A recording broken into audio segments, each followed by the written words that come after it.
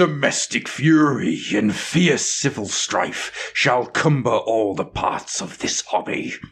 Blood and destruction shall be so in use, and dreadful objects so familiar. Mothers shall but smile when they behold their infants quartered with the hands of war, all pity choked with the custom of fell deeds, and Abaddon's spirit raging for revenge, with Eta at his side, come hot from hell in these confines with a monarch's voice. By the Havok! And let slip the dogs of war, that this foul deed shall smell above the earth, with carrion primaris, bleeding, groaning for burial. In other words, ladies and gentlemen, welcome to the Fluffenhammer. Roll the music!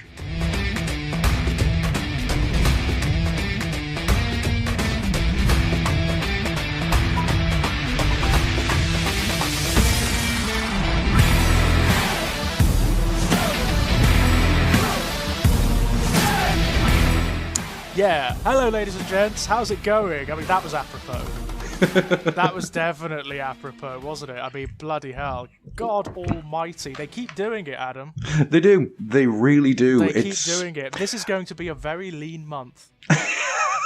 I may be on the lentils by the end, you know? It may be just buying big industrial bags of lentils and just having like lentil casserole. I'll be living like the young ones. You know? As long as nobody's got a poltergeist, you should be alright. Oh my god. No.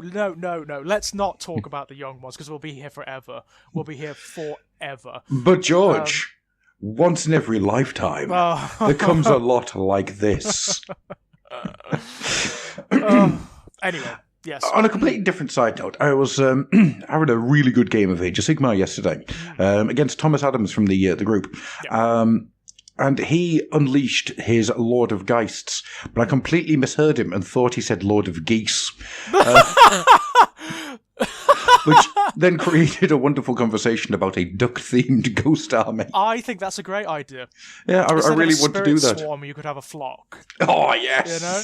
Great fun. I love that idea. And geese are pretty damn vicious creatures. So, well, yeah, imagine zombie geese. Good lord. Oh my god, wow. Retain some of their natural fury and contempt for all other beings. Would a zombie goose actually be less terrifying than an actual goose? This is the thing, I'm not entirely sure. Because an actual goose is pretty terrifying in and of itself. It is. It really is. So, at least the zombie goose, I would imagine, is a bit squishier. Yeah, probably it's more slower. More easily torn, you know? I don't know. It's a difficult one, that. Warhammer, Games Workshop, Age of Sigmar, Warhammer 40,000. That's what we talk about here. Yes. As always, I am Adam, and this is George. Hello, hi. How are things, ladies and gents? How are things in the 41st millennium in the mortal realms? Have you ever noticed, George, that in the last 40 or so episodes that we've done, over the span of what?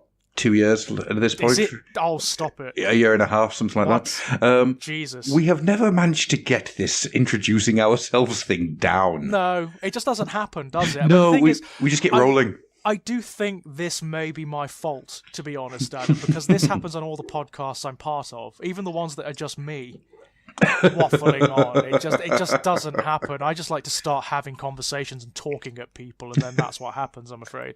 I mean, last night I did another episode of What the Hell Is Wrong With Us with Kit Power, and this is exactly how it happened. We just started talking, and then I think it was about half an hour in, I actually stopped and said, "Oh, by the way, are you recording?" To which the answer was, of course I am. And that was the introduction, basically. Half an hour in. Obviously. But once again, bloody hell, there's so much going on out there. It's insane. It is insane. It's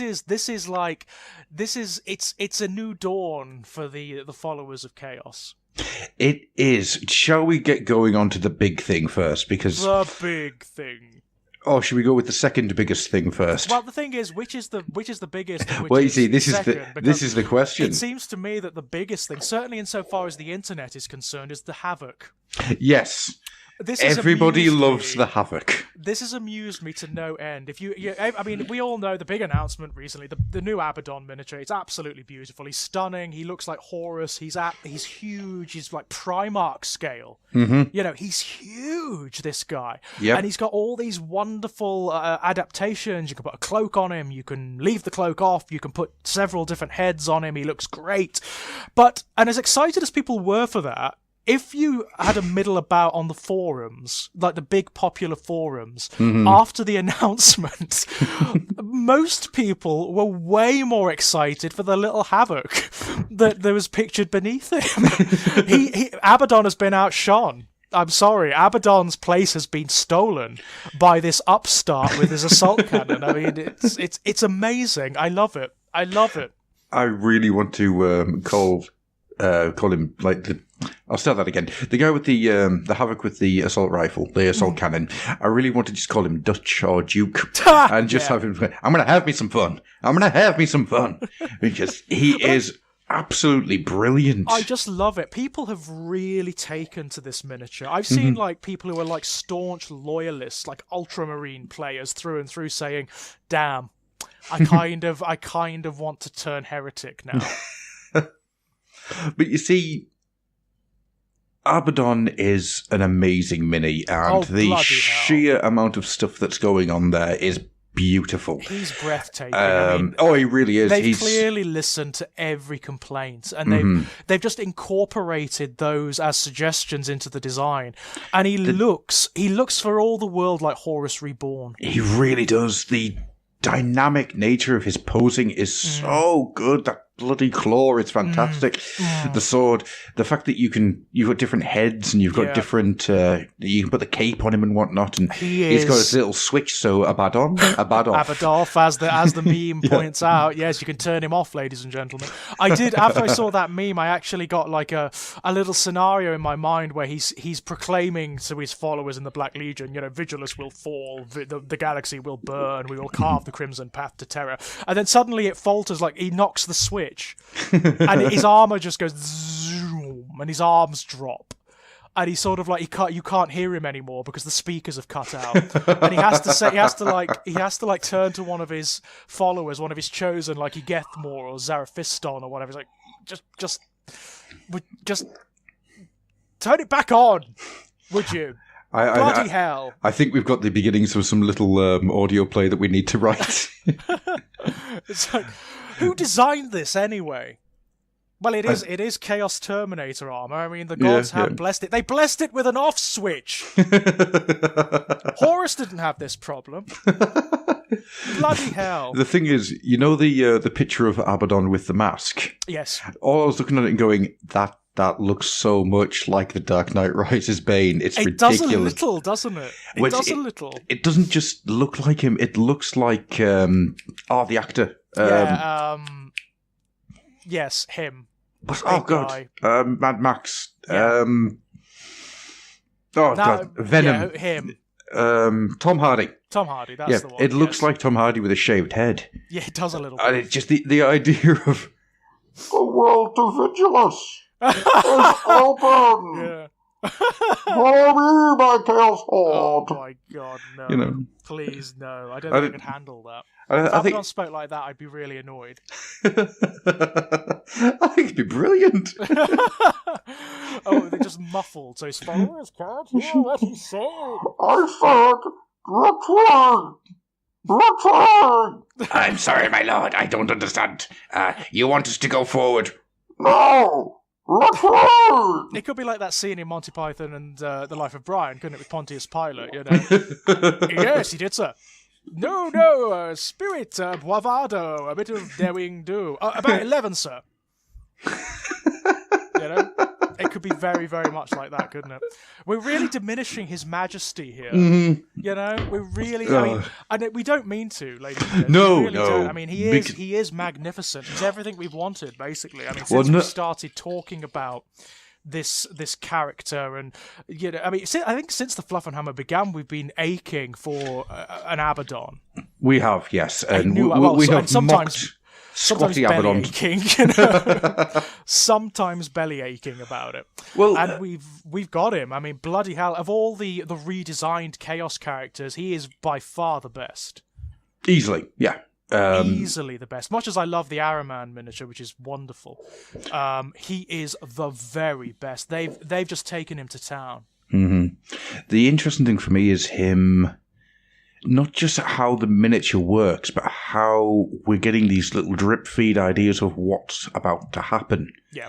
So that miniature looks like the thing that blew up Cadia. Yes, it does. That thing looks like... we've mocked Abaddon for... Abaddon, however you want to pronounce it. Abaddon, whatever. Yeah, Abby-dabby-doo-doo. Yes, I say Abaddon because the original name that he's based on it's pronounced Abaddon. The demonic character from Talmudic mythology is pronounced Abaddon. I think in Games Workshop terms it is officially pronounced Abaddon because it's a joke. Yeah. It's a bad one. Yes. You know, it's a joke. But we'll go for Abaddon. Yeah. What I find interesting is that how, and I didn't realize they'd done this until maybe this week before. Mm-hmm. We've mocked Abaddon and his 13 Black Crusades, or his 13th Black Crusade Part 1 and Part 2 and Part 3 and Part 4. But what I hadn't realized Games Workshop had done was something very clever. That he hasn't been beaten back each time he's done the 13th Black Crusade. No. Each of these things have been little bits that have now led to Vigilus. Yeah, it's very clever, actually. I mean, it's something they did way back in the... they rewrote Abaddon quite considerably. Yeah. At the turn of 6th Ed, when they re-released the Chaos Codex, but there was also a Black Legion Codex, and you also had at that time the first Black Legion book by Aaron Dembski-Bowder, The Talon of Horus. And apparently Aaron Dembski-Bowder, he worked very closely with the design studio while they were writing the Black Legion Codex because they wanted the two books to sync up. And the way he was rewriting Abaddon kind of shifted his dynamic a little bit. He wanted to present Abaddon's perspective on things and sort of the chaos side of things. So rather than the previous 12 Crusades being failures where Abaddon was beaten back, that's not the case anymore. No. Each one was an exercise in misdirection. So the Imperium thinks that it beat him back.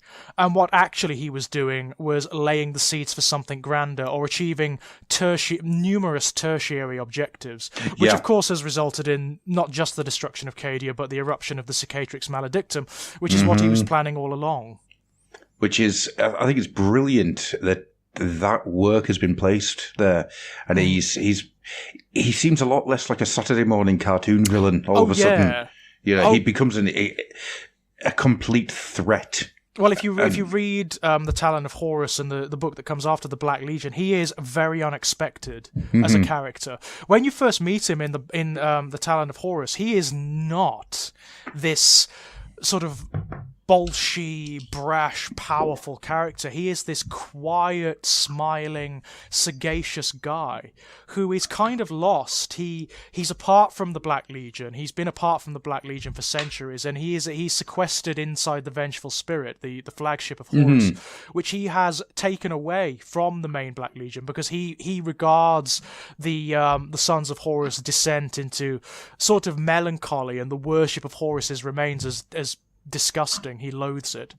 And he's funny. He's got this real sense of humor about things because he's been wandering the Eye of Terror for centuries. He's had this almost like pilgrimage throughout the Eye of Terror where he's just been experiencing things and learning things about the nature of the warp and the gods and his own place in the universe.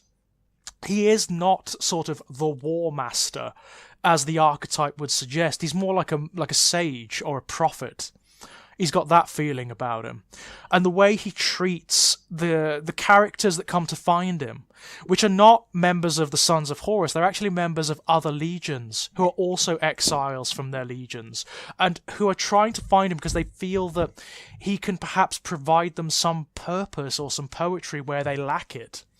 Okay. It's really interesting. He kind of very subtly rewrites the origins of the Black Legion, so they are not formed from the remains of the Sons of Horus, although they primarily consist of the remains of the Sons of Horus.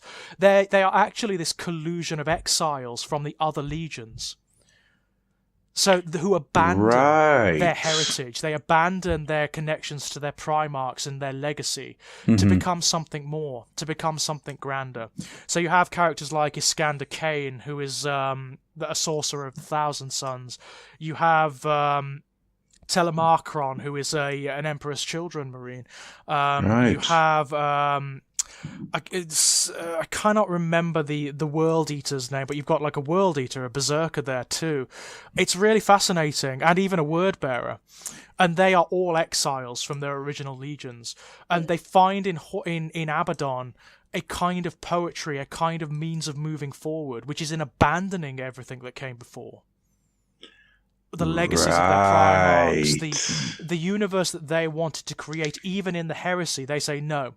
No, that failed. They all failed. Everything has failed us, so fuck them. We're going to create our own world. We're going to create our own empire. Even if it has to be this empire of demons, even if we have to unleash hell to create it, it will be better than what they've created. I like that. I like it's that really a lot. Interesting. Yeah. And Abaddon, it sets up this wonderful tension where he is constantly fighting against the predations of the gods. Because they want him. They all of them want him because he is so charismatic, and he is one of these characters who is able to unite the disparate legions and to wage war against the Imperium in a real sense, And if any one of them ever claimed him, he would become their arch messiah, So he is constantly internally fighting against them. It's fascinating stuff. It's as a friend of the podcast, Andy Millman knows. Or how did we say that the other day? Friend of the podcast, Andy Millman. What was with that? I don't know. Where did that come from? I don't friend. know. It was really weird. Andy is our friend. We love Andy. I don't know where that came from, friend. But anyhow, I was talking to him this week about how I'm running out of Age of Sigmar stuff on Audible. I'm coming to the end of all the Age of Sigmar stuff that's on there. Yeah, it's annoying. So what I'm probably going to do is I'm going to start using Audible to fill in gaps that in my Horus Heresy collection. It's not a bad idea, actually. I mean, you need to be careful because some of them are pretty bad. Some of them are really good, though. I mean, some of them are excellent. These are not Horus Heresy books, but I would definitely recommend the two we were just talking about, the Black Legion books, the Talon of Horus and the Black Legion. They're both very, very good. And like everything Aaron Dembski-Bowden does, very unexpected, you will really like Abaddon. As a character, he's like Horus, he's very charismatic, and the way he's written is entirely unexpected. I was going to say there, though, I haven't read a Dembski-Bowden book that I haven't loved. No, I haven't either, to be honest. He's a very good writer. He's absolutely incredible. Outside of the initial appeal of him working in this hobby, in this universe, he's actually a technically very good writer. Because he elevates the material that he comes to. He makes it more than just being like I regard like the Games Workshop books. They're kind of chocolate bar books. They're fun. They don't generally play with any big serious ideas as such. But they're good fun. They are good, light, pulpy fun, But Aaron Dembski-Bowden does have this penchant, as John French does, of taking the material and elevating it into something more, so it actually becomes a bit more than that, a bit more sustaining, a bit more interesting. And I really appreciate that. I really do. But now we've got the Abaddon that appears in those books in this miniature. At long last. And his best friend, Mr. Havok. And the Havok, yeah. I mean, what I also like about the Havok does not appear in the Shadow Spear boxed set. No. And we are getting lots of suggestions of what's coming after. It's very clear that in time they will do the entire Chaos Space Marine range. It's very clear that's what they're doing. And that suggests other things. Like some of the rumour mongers who have been proven absolutely correct about Shadow Spear and its contents and the nature of the Abaddon miniature. For example, there was one of them, I can't remember who it was, it may have been Sad Panda, who was saying that he predicted that the Abaddon miniature would be Primarch scale. Mm-hmm. And a lot of people said, no, it won't. That doesn't, no, it won't. He'll be Marnius Calgar scale. He is Primarch scale. Yeah. He's about as big as Guilliman is, so, he also said that there is going to be a Chaos Space Marine Codex very soon. Yes, that would make sense. It would make enormous sense, wouldn't it? Because they're clearly releasing the entire range around the Shadow Spear box set. Yeah. There are new formations and things in the Shadow Spear books, so it would make enormous sense for them. Those new obliterators, George. Oh my word, those new obliterators. I really like. In fact, I haven't seen a miniature yet that I don't like. In the Chaos range. In the Chaos range. I mean, I have difficulty with the Loyalists anyway. They're just not my aesthetic. They're a bit too clean for me. But I do know that some people have not really liked the Primaris that are in the Shadow Spear box set, particularly the flying ones. I'm going to put my hands up, right? Mm-hmm.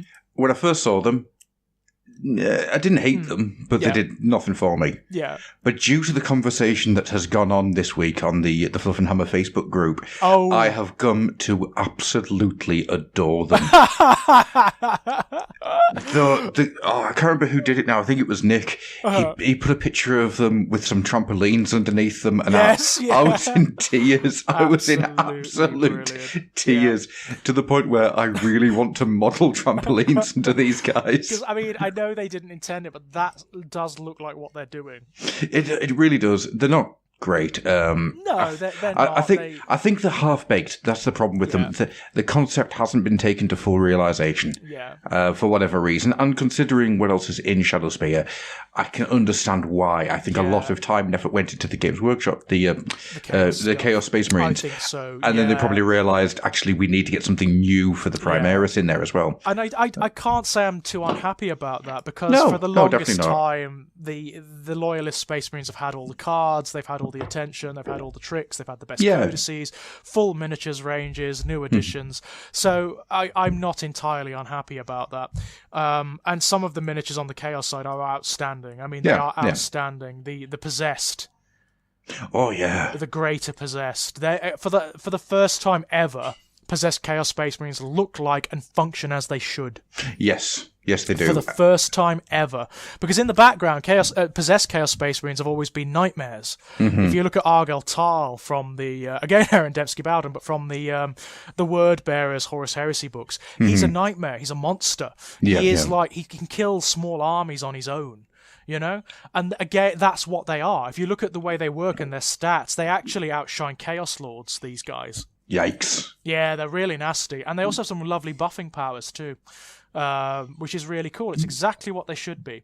Possessed Chaos Space Marines should be nightmares. They should be abominations on the battlefield. And that the miniatures are outstandingly brilliant. And I can't wait to see what else you can do with them, because I imagine there is going to be a box set after Shadow Spear of those guys.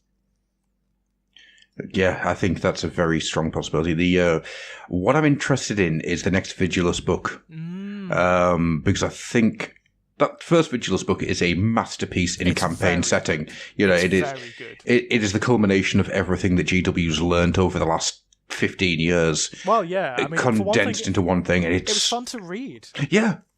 But the world exists in my head. You know, it's not just a battlefield. There is stuff going on in that book that has built up in my brain how it works. You get a topography of the world, don't you? Not just like the cultures and the cities and the states, but you also get like an idea of what it looks like, how all the continents and plains and wastelands go together.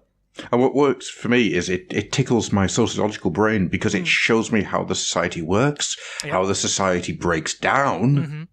Which is an important part. It's something. Yeah. I mean, this is the stuff. This is what I like in 40k fiction, beyond the bolter porn stuff. You know, the war porn stuff, which for me is always the least interesting part of it.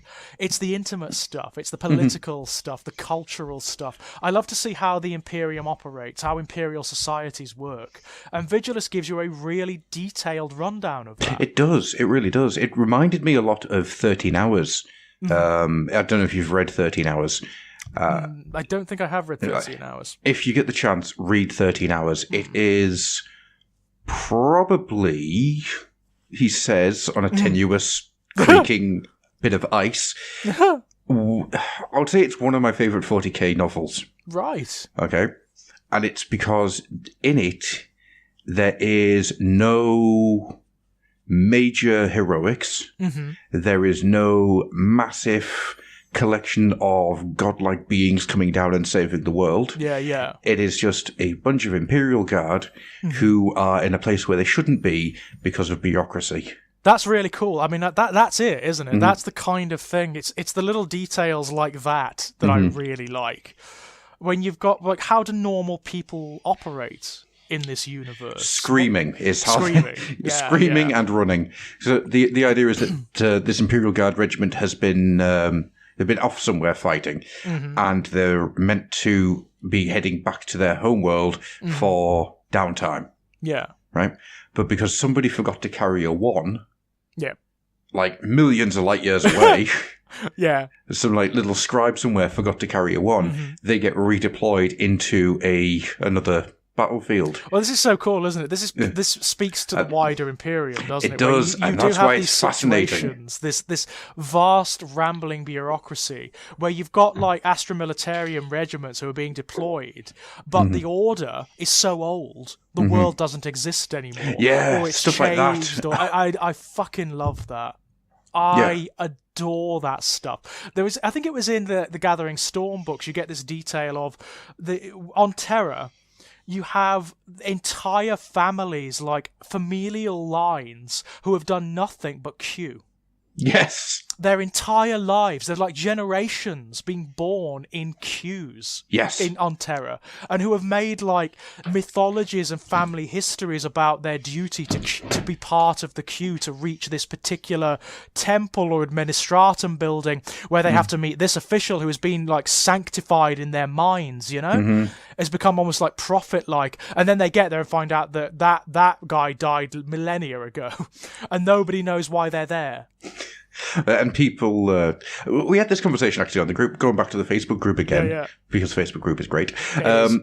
We had this big old conversation about why 40k is funny. Yeah. Oh, because God, it is funny. It is funny. I mean, it's gallows humor a lot of the time, but it is funny. It is incredibly British, and I think that's something that people seem to forget about a lot, that it is hilarious. The 40k universe is just stupidly, nihilistically hilarious. Oh, it is, yeah. I mean, the over-the-top qualities of the universe, for one thing, like the grim, dark nature of it, is itself kind of funny, because it's so extreme. It's so ridiculously extreme. And the fact that you do get this situation where the bureaucracy is so vast and so impossible to manage or wield that you've got entire worlds of scribes who don't even understand what they're doing anymore. They just know that their duty is to keep producing these documents and transmitting them into the ether. And entirely likely, the Imperium has forgotten about them. Oh, yeah. Yeah, there's a short story in the old Inferno series, and it just follows this piece of paper as it moves from hand to hand to hand over generations. You know, as it just moves from one part of this temple, you know, one of these giant world-spanning temples, and as it just slowly moves and people sign it, and then it gets sent off to the next person to sign, but that person was blown up 20 years ago, so it has to move its way to, and it just keeps going and going and going, and it's just this wonderful, silly, stupid story. Yeah, it is over the top. I mean, you've even got that in the darkest stuff, like Chaos, for example. Yeah. There is this over-the-top hilarity to it, the fact that they are so sort of saturated with elemental evil. It is completely over the top. It's completely over the top, and that makes it kind of funny in a gallows way. Yeah. I mean, even Abaddon himself, who is the arch nemesis, his name is a joke. You know, his name is a joke. There was a character in the background, I think it was in Warhammer once, a long time ago, who was called Abadas. Yeah. A badass. Yes. You know, it's silly. It's funny. I mean, you've got more overt humor in the realms, definitely. In the mortal realms, there is more overt humor there, because there is space for actual humor and levity actually within the mythology there, because there are people who just live in the mortal realms. You know, they're just it's just normal. It's just society is functioning as they function. That's not necessarily the case in 40k. Where everything is grim, dark, and desperate. Speaking of which, I don't know if I discussed this with you at all.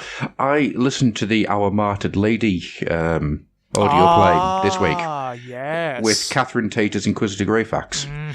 First thing I'm going to say, Catherine Tate as Inquisitor Greyfax isn't bad.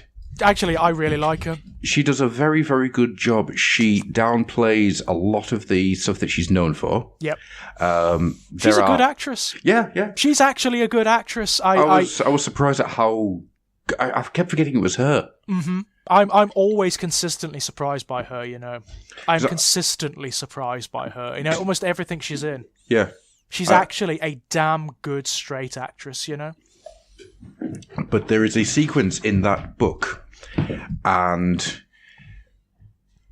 the only way to describe it is the hell yeah moment. And it is all... I'm trying to think which legion it is. I think it's Black Templars. Right. So you've got the Sister Celestine. Yep. Using the faith of the Black Templars to create a pathway out of the warp. Okay, interesting. And she does that by getting them to pray their faith to her. Oh, dangerous. And it is this moment of just, yeah. Yeah. Yeah. But it's... It's very dangerous, isn't it? Oh, yeah, it is very, very dangerous, because whilst all this is going on, you've got the whispering of the warp happening behind it. Yes. And these creatures, screaming and shouting, is this the only plan you've got? Using your faith? Oh, hello? But it feels like, the sequence from Independence Day, which is really cheesy but really nice. Oh, you still there, George? Hello? Oh, there we go. You're back. I lost you for a moment there, Adam. I do apologise. That's all right. That was. That's all right. It's just a little hiccup. So you know that sequence in Independence Day where he does the speech? Yeah, who doesn't? Yeah, and it's really cheesy, but it's really good. Yeah. But imagine that, but it's a litany. Right, okay. That's it is really fascinating. So good. And I was sculpting away at the time, and I had to put my stuff down to listen to it because it was a proper so yes, good, yes. I mean, this is something I really hope they start to delve into very soon. I really want to see in the fiction how characters like Celestine and Greyfax deal with Guilliman. Yeah. I really because we know from the Gathering Storm Guilliman likes neither of them. Mm-hmm. He likes particularly Celestine. Oh no, this is... I mean, do you know the basic plot behind Our Martyred Lady? I don't really know. In its broadest terms, Celestine and Greyfax uncover a plot to to assassinate a member of the church, a high-ranking member of the church. Interesting. What the hell's the title? The Ecclesiarchy. Yeah. Yeah. There's an actual term. His name is... he's like the High Pope or something. Yeah. He's the same thing that Sebastian Thor was. Yeah. But I can't remember what the title is, because he's about to overturn the Prefunctus Nefeructum or something like that, which is the order that the church is not allowed to use the Space Marines. Okay. Oh. So they're only allowed to use the Sisters of Battle, and this guy is about to overturn that. God Almighty, the Ecclesiarchy with Space Marines on their side. Yeah, it's a really good story. There could be a very, very dark crusade there, couldn't there? Mm-hmm. It's very good. It's I recommend Bloody it. Hell. I very much recommend it. But this is something they really need to start exploring when they do the new Space Marine Codex, which is also apparently coming this year. All right. Yeah, by all accounts, a new Space Marine Codex. They really need to start exploring these tensions a bit. Like, how does Guilliman square the Black Templars? Yes. Because they should be his I can imagine him declaring them excommunicate. Mm-hmm. Because they are everything they should not be. Yes, they are. Everything they should not be. Everything a Space Marine shouldn't be is in them. I can imagine him looking at them and seeing word bearers. Mm-hmm. You know? Yeah. This is what caused the heresy. We're not having it again. Fucking kill them all. Just put them all to the fire. Yeah. Now. I can well see that. I can actually see that happening, you know? It would be very interesting dynamically. Maybe they could rework it so the Black Templars find kind of sanctuary with the church, with the Ecclesiarchy. That would actually be an interesting way to go. It would, wouldn't it? Because then you've got this really interesting political tension, because the ecclesiarchy are essential to the functioning of the Imperium as it currently stands. Yes, because without them there would be no spiritual faith, and without no spiritual faith the Imperium falls apart. Exactly. Suddenly you've got a problem. And Guilliman, as the regent, emperor by proxy, basically, suddenly has to play this politicking game that he's not going to be happy about. This is something I really want to see. I really want this explored, really badly. What I want is a whole set of novels set in the boardrooms, of the Imperium. This is what I want. I want to see Guilliman, visiting shrine worlds and being appalled by them. To the point whereby he's almost aggressive towards them. He makes these big shows of military force. It's like, if I don't like what I see, I am going to desolate these worlds. I've got the beginnings of a really cool idea here now. Thank you. I think it would be brilliant. I would love to see that. I would love to see that, and the tensions you could play with. Yeah. I mean, I would like to see them actually result in a little bit of conflict. I would actually like to see battles between the Ultramarines and, the Black Templars and maybe the forces of the Ecclesiarchy. I think that's entirely possible. One of the things I'd really like to see, and I don't know how or when it would happen, is what would take place, what would transpire when Guilliman walks into the Mortifactors. Because what he would see in front of him is nothing that should ever exist. Yeah. It would literally be, this needs to be put to the flame right now. And that's true of a lot of the existing Space Marine legions, the Space Wolves. Yeah, actually. If he sees the Space Wolves as they are now, with the Wolfern in their ranks, I can't imagine he's going to be that happy about it. No, definitely not. I can't, and people know that they exist now. After the events of the war on Fenris, that Magnus the Red orchestrated, everybody knows they exist. So the Space Wolf dynamic is problematic now in the universe. That's a very good point. Guilliman knows about the Fallen, doesn't he? He does know about the Fallen. Yeah. He knows something. Yeah, He doesn't entirely know what they are, but he does know that there are these renegade Dark Angels wandering around, because he met Cypher. He did, yeah. I mean, Cypher guided him to Terra. And then Guilliman turned on him, which is ironic. Reneged on his word, and Cypher escaped again. He did exactly. This is how it feels, Cypher. Yeah. He did exactly what you shouldn't do with Cypher, which is you put him in a cell. You put Cypher in a cell, he's just going to disappear. Yep, he'll never to return. Exactly, and that's what happened. But yes, he does have some inkling, at least, that this is the case. So then... Oh, sorry, carry on. No, go on. Which then ties into a very interesting little thing that got dropped in this month's White Dwarf. Honestly, the longer we do this show, and the more heavily embedded into the lore I am becoming, the more I'm going to need pins and red bits of string. Yeah. Because this is starting... They're doing this to me on purpose, which sounds really paranoid. I'll rephrase that. They are doing this entire idea on purpose. It's not just aimed at me. I'm not losing my mind, don't worry. You're not getting paranoid about it. It's like, it's a conspiracy against me. Well, to be honest with you, I've told you about the Necron thing, haven't I? Yes. Yeah. Yeah, I could see the pattern. Yeah, I could definitely. I mean, because it does sound like they're listening to you, doesn't it? It does at times, and they did the Skaven thing last month, didn't they? Yeah. If it wasn't for the fact that I am a well-rounded individual, who you could easily get paranoid about this. Yeah, it's a good thing I do meditation. But yeah, in this month's White Dwarf, they talk about how there is something in the centre of the Virian Swirl. Yeah. Yes, yeah.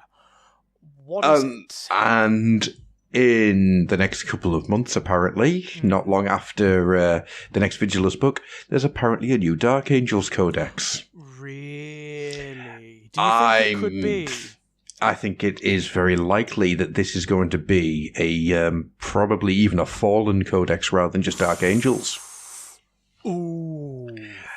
Now, I'm not saying that with any kind of knowledge. This is just me putting together a couple of different things that have been said and things that are happening and things that have been done. They could play this so clever. Yes. If they wanted to, they could play this so clever. I mean, I would like them to bring back a mysterious character where it's difficult to tell whether it's Roebuck, Guilliman, or Luther. That would be a really good way of doing it. Where they they just call it call it something else. They don't call it like Primarch of the Dark Angels or whatever. No. But it could be any of them. But I would like to see maybe Luther, maybe Lionel Johnson, something along those lines. But this is how Vigilus survives, or this is how Vigilus dies. Yeah, so the Dark Angels come back, basically. And, pretty much. Either save the day or damn it. I think it'd be much more interesting if Vigilus dies because of the Dark Angels. Yeah, now that would be interesting. That would be interesting. Because I think if Vigilus survives, all of the headway that Chaos suddenly has is going to just dissipate. Yeah, all that good feeling that's starting to build up behind this Chaos release is going to just be, you want Chaos to be completely insurgent. You want it to be ascendant at this point. You want it to come into... You want Vigilus, by the end of this campaign, to be a smoking husk, ruin. They have said that it will burn, haven't they? So hopefully that is the case. And with really, for Abaddon to have some weight with his return, exactly. I mean, he killed Cadia, which is, that's a good start. But now that the mini's out, and now that this new Chaos release is happening... This sounds so callous. It's a fictional world, Adam. It's all right. Vigilus has to burn. Vigilus has to be cracked. Yeah, it does. And I want whatever's in that swirl to be the thing that does it. I want it to be something that, to start off, looks like the turnaround. This is what's going to stop. This is what's going to push Chaos back. But it is the thing that cracks Vigilus into. Wouldn't that be interesting? Yeah, that would be really cool. I wonder what's there. I wonder what they're setting up. I don't know, and I'm really interested to find out. Wouldn't it be great if it's like, if somehow Abaddon has managed to gather all the disparate warbands of the Black Legion together? Imagine if it's like the entire Black Legion. Yeah. The Planet Killer and everything. Well, he's got... The Vengeful Spirit, all of them.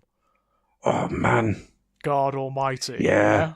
He's got 2 Blackstone Fortresses left, hasn't he? He does. Because he threw one into Cadia. That's right. Or did he have 2 and he broke one? I can't remember, but he's got 2 left. He's definitely got 2 left, so... So that's it. That's the thing that I really want to see happen. Also, if he's got 2, do either of those have spindle drones? And if so, are they named? I don't know. No idea. Because I would love it if he's got Robert and Fred, the spindle drones. Brilliant. I love spindle drones. They're fantastic. But, I mean, it is exciting, isn't it? It's an exciting time. Because it is. Things are happening. Things are moving on. Things are changing. Yes. Which is what everybody wants. And I hope they've got the guts to really, really see it through, you know? I think they do. I think what we've seen since the dawn of this new version of 40k has been that this is a living evolution. Time isn't... It's the difference between what we had in the past, which was, here is the past. What's happening right now? I don't know. It's static, isn't it? It was static, yeah? It's and it was the same with Fantasy Battle as well. Nothing moved forward and nothing was current. It was, here is the world as... Here's the history of the world. All right, but what about right now? What are the political tensions right now? Why are these armies forging an alliance to go forward? Whatever. And now what we have is, here is what is happening at this exact moment. Yes, I mean, it's so specific. You can actually pinpoint in the galactic sphere where each of the forces are. You know, it's really clever in that regard. And there's so many potential stories set up now for when they do revamp the armies. So it doesn't just have to be, oh, here's the next blah, blah codex, here's the next blah, blah codex. No, they're doing this. This is why the new codex is out, because this is happening, and they're doing this, and they've changed this way. It's very clever. It's very clever. It is, and you can tell that there's been an influx of new blood coming in over the years. Which is nice. Couple of years. Oh, yeah, definitely. Even when you've got guys like Jervis Johnson who have been around for a while. Jervis Johnson's fantastic. I love Jervis to bits. But all the stuff that he's done over the years has been I'm trying to go away with putting this because I realised that what I was going to say sounded really negative, and I didn't mean it to be. Because Jervis is fantastic and he does amazing he's work. One of the overlords, isn't he? He's one of like the sanctified figures of this hobby. He's been at it for so long, you know. A better way of putting it is since getting someone like Andy Clark in, who has become a guy who controls how everything works from Shadespire through to. The new AOS 2, new 40k, and how that evolves. Having a singular mind that is then connected to all the other people who do all their bits and bobs, and then pushing an idea forward becomes a lot easier than the boardroom meetings that it used to be. Yeah, absolutely. I completely agree. It's become a more artistic process again, hasn't it? It has, and it's interesting because it feels like the days of Rogue Trader. Yeah. Not in the way that the taste of it's changed. But it's still the same kind of meal as Rogue Trader. Yeah. Instead of the very fast foody meal that it was through the last 10 years. Mm-hmm. I'm hoping that metaphor hasn't been pushed too far. No, I know what you mean. It does feel more sustaining, doesn't it? It feels like there's something earnest here. It feels like that's it. That's a perfect word to put it. It feels earnest. It feels honest. Yeah. It feels like it's people with a passion for the hobby beyond just selling whatever they want to you. Yeah. Actually trying to sell you the hobby based on their enthusiasm. And that comes through in things like the Voxcast and the Stormcast and the Warhammer community page, which has been bloody hilarious recently. It's so the much Demon fun. Engine was a nurgling putting on a voice. Oh, so bloody fun. So love it. Funny, love it. Honestly, when they pulled that picture out, it's like there was something small putting on a deep voice. It's just the picture of the Nurgling wearing the helmet. It's so stupid. I love it. I love it. Made me so happy. More of that, please. I mean, what I sincerely hope they do now is, as we said last time, I hope they sort of rejig the rumor engine for each of the armies, for each of the new rumors that are going to come out. I don't want them to do it every time, but just every now and again, I just want it to pop up. Like when there's a Chaos release, the Demon Engine's got to come back. Oh, I hope so. Behold my true form. Oh, that was so good. So stupid. I love it. Love it. There was one other thing I really wanted to get into this week. So last week... Yep. Well, not last week, last episode, we got talking about the Skaven Battle Tome. We did. So, since then, 2 more Battle Tomes have entered my possession. Mm-hmm. So I finally got hold of the Gloomspite Gits. Ah. And I got hold of the Flesh Eater Courts. Ah. The Gloomspite Gits is brilliant. It is absolutely fantastic. Also, it references Skarsnik. Which made me very happy. Not as in any way that he's going to return. There's like a mythological character almost. There's a tiny moon that orbits the bad moon, and the folklore of it is that it is the spirit of a warlord that held the 8 peaks. Oh, that's cool. So he's there, kind of mythologically. Yeah, that made me really happy. That's really fun. I like that. It's like what they did with Morkur in the Beastmen. Yeah. Very clever. That made me very, very happy, and it takes away the sting a little bit that Skarsnik's dead. Never forget, never forgive. Well, actually, on your say-so, because you were so enthusiastic about the Skaven book, I pre-ordered, but I've ordered both the Skaven and the Flesh Eater Courts book recently. Oh, cool. Can't wait for them to write. You're going to enjoy them. Can't wait. I'm not going to get too far into the Gloomspite Gits book because it's been out a while. A lot of people know what it is. Yeah. It is a very, very good book. It continues this trend of the Battle Tomes being absolutely knocking it out of the park. Yeah, which the last 5 or 6 have ever since Beasts amazing. of Chaos. Yeah, they have just smashed out the park. I haven't read Ideneth. I am going to get the Ideneth book at some point. I flicked through the Ideneth. I haven't read it properly, but it looks amazing. I mean, it looks really good. Yeah, it really does. And if it's anything like these ones, then... And from what I understand, it is as good as these ones. Then it's one that I'm going to have to get hold of. Yep. Gloomspite, really good. I think a lot of the concepts in there are very cool. I like the idea that the Bad Moon has a tendency of throwing bits of itself down into the mortal realms. And that's where the Gloomspites... the thing is, though, they are very silly. They are very daft. Yeah. They're really funny. But they're also a massive threat. Yeah, it's that wonderful balance they've got going on, isn't it? For example, there's the Skrillet Asylum. The Skrillet Asylum, I think I might have the name wrong, I do apologise, is legitimately terrifying. It is one of the biggest bits of horror I have come across in Age of Sigmar. Interesting. So the idea of it is that there is this big area where there's prophetic mushrooms, right? So, there's the Loon Boss. Yeah. Right? What the Loon Boss does, that character with the little squigs holding his cape, yes, he ingests these mushrooms, which gives him future visions. Right. And he can then choose what the best path to go down would be in order to keep his power. Okay. Right? Wizards and sorcerers and soothsayers all come to try and get these mushrooms. But what actually happens to them is that they become mutated. Oh dear. They just turn it into these fungal, the fungus spreads through their bodies and slowly turns them into mold. But they are sentient, they are alive, and they are screaming. That's unpleasant. What the Loon Boss does is then he installs them into his field around his realm gate. Oh. So they don't die. They are, for all intents and purposes, now immortal, constantly in agony, shrieking and insane. That's brilliant. That's very Nurgle, actually. He then goes to them and asks them to look into the future for him. Right. So he's now no longer needing the mushrooms that he was taking. He has his asylum that he goes to.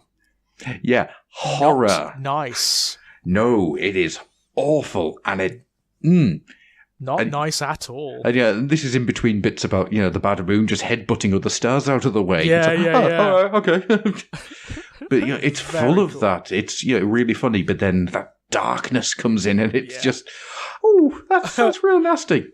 Just to add, like to punctuate and to contrast. Yeah, that's very cool. Very clever. The Gloomspite Kids it's a very, very good book, and even if you've got no interest in playing the army, I recommend it. Well, this is a big change for me in both game systems, both of the primary game systems. I would like a library of all the books. Yeah, just to read them. Even the armies I'm not that interested in, I would like the books for. Mm-hmm. Which wasn't the case back in the days of Warhammer Fantasy Battle, I can tell you. No. Ever since sort of Age of Sigmar 2.0. A high elf book. Couldn't have paid me. It's very simple. They're Ponzi. There we go. That's pretty much it. Yeah. Read the Silmarillion and you know what they are, and that's it. That's pretty the much. End of it. Pretty much. However, the Flesh Eater Courts. Right. Sit back. Okay. Because this is going to get good. So, the Flesh Eater Courts, I've thought, have had a really good concept, but the execution of it hasn't been brilliant. Yeah, they had some problems, didn't they, early on? That original battle tome, the concept that they see themselves as being these knightly orders, these honourable creatures who are actually just bloodthirsty, cannibalistic monsters. It's so Dark Souls. I'm telling you, the Games Workshop designers, somebody in that studio plays Dark Souls, I am telling you. Oh, without a doubt. Without a doubt. The concept was great, but it didn't really come through in the book because the juxtaposition between the two things didn't quite fit. Right? Oh, that now works. So the idea is that there was the original Carrion King. Yes. Okay. And if you read between the lines, I'm fairly sure you can work out who that is. Yeah. It's very, very clever. I like it. And he was cast out by Nagash. And doomed to wander forever. Right. And because of that wandering, he slowly began to lose his mind. He became convinced of his own nobility.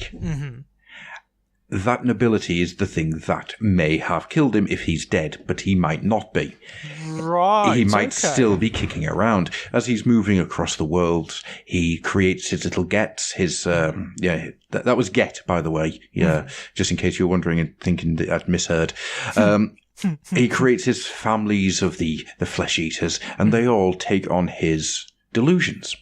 Right, okay. Because the delusion is in his blood, which he is now sharing in order to make these other families. Interesting. So there's a plague-like element to it. Exactly. It is magical in nature, but it is also very much biological in nature. The very act of becoming one of the flesh-eater courts creates that delusion. The aberrant... whatever they're called, the aberrant regent or something, I think they're called. Their delusion is the thing that spreads through the the family through the court. Mm-hmm. So it's not that they just see themselves as being whatever. They are sharing in the delusion of their leader. So it's whatever he sees and whatever he is the delusion that they all share. Okay, that's interesting. So, for example, one of them is a traveling carnival, right? Okay.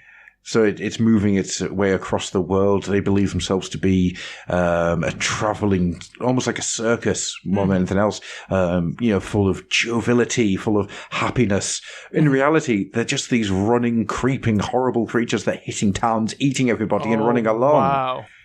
That's brilliant. I really like that. The screams of the dying become the laughter of the children. Oh my God, that's kind of dark, isn't it? And I was reading this going, what? That's pretty damn dark. Yeah, as a narrative, it is brilliant. I still think there is a bit of a disconnect between the miniatures and the background. Yes, the miniatures range does need, because a lot of them are just the miniatures from the old system, aren't they? They are, yeah. But just as a piece of work on its own, the Flesh Eater Court is another masterpiece. It hits it out of the park again. Brilliant. Brilliant. I'm not going to get into everything because the forces of the undead in the old world, in the mortal realms, are just generally amazing. Yeah. Yeah. Oh yeah. Get this one right. This is one of the bits that stood out for me. What happens when a Flesh Eater Court ghoul dies? Don't know what happens. Up until the Necroquake. They went to their afterlife as a knight, noble, full of goodness, because they lived their life believing that that's what they were. Right, so they actually kind of created their own afterlife, yeah? Yeah. That's kind of cool. There was a redemptive element to them, yeah? Now... Oh. Now they're cannibalistic ghosts. Oh. So they are ghosts that eat other ghosts. Okay. So it just gets worse. It does. Not always, but quite often. The horror just deepens and deepens and deepens, yeah? So their delusion continues into the afterlife, but in a different way. So rather than... Bloody hell. Oh, man. When I read that, it was just... That's horrible. Yeah. That's actually worse. Yeah, that's genuinely unpleasant. Yeah, I've got to say, yeah. I like it a lot. Actually, that book is fantastic, and I'm looking forward to it. Actually, yeah. I kind of hope they arrive today. I'd be very pleased if they arrive today. I can tell you. I can't recommend getting through those books enough. They are so good. Right, I think that's actually everything that we have for this week, isn't it? I think so. I mean, next time round, I should have finished reading The Buried Dagger. Oh, cool. By James Swallow, because it's the one I've been looking forward to. It's the one that describes what happens to Mortarion and the Death Guard in the Warp. Oh. When they become the Plague Marines. Oh, yes. I want some of that. Thus far, it's very good, I've got to say. I'm really enjoying it. But I wouldn't mind giving a bit of a rundown on that next time round, maybe, ladies and gents, when I've hopefully finished it. That'd be cool. That'd be very cool. I've got something fun for us to do as well. Okay. Well, not so much us, but the people listening at home. Like the audience. Yes. The people out there. A little bit of engagement between ourselves and you. Realm out there. You there. Boy, what day is it? It's Sigmar's day. You know that goblin in the shop window? The one that's twice the size of me, sir? Yes. Go kill it. All right. Morky and Gorky. Slightly Dickensian now. Yeah, I don't know what happened there. Anyway, what was I going to say? Oh, yes. So, for those of you who are on Twitter... or in fact any social media at all, to be honest with you. But it's mostly aimed at Twitter. I've got a question for you. Okay. What is on Vigilus? I want your craziest suggestions, or your most sane suggestions. I want as many suggestions as you can throw me.